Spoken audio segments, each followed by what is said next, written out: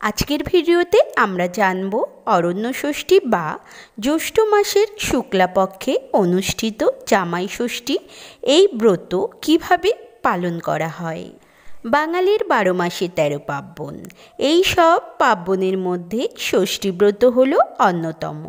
মায়েরা এই ব্রত করে থাকেন সন্তানের মঙ্গল কামনায় এবং যে সকল রমণীদের সন্তান নেই তারা সন্তান কামনা তেও এই ষষ্ঠী পূজা পালন করে থাকেন।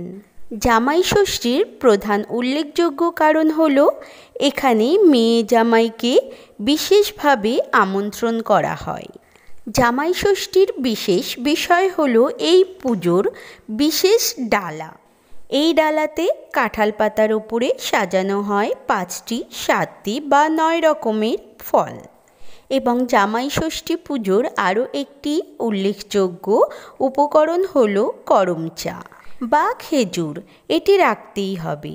আর থাকবে 108 গাছা ধুর্বা গাছ।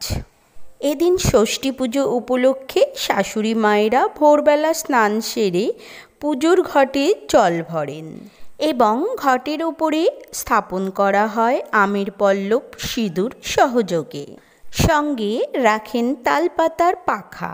এটিও হলো জামাই ষষ্ঠীর আরও একটি প্রধান উপকরণ।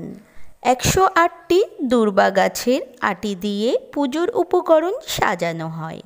করম চা সহ ফল দিয়ে এই ফল কেটে কাঁঠাল পাতার ওপর সাজানো হয়।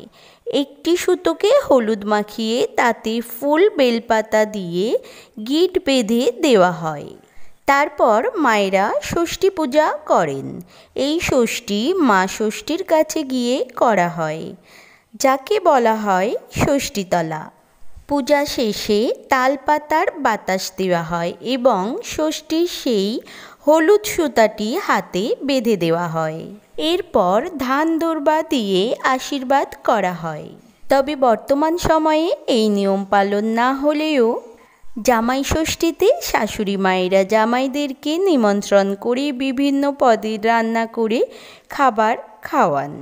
তবে জামাই ষষ্ঠীর আসল উদ্দেশ্য হলো সন্তান ধারণ, মাতৃত্ব এবং বংশবৃদ্ধি।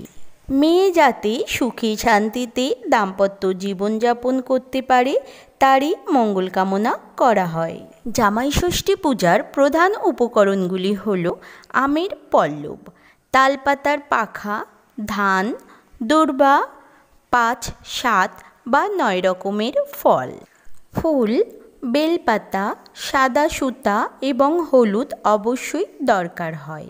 এবং আর যে দুটি উপকরণ দরকার তা হলো করম চা এবং খেজুর।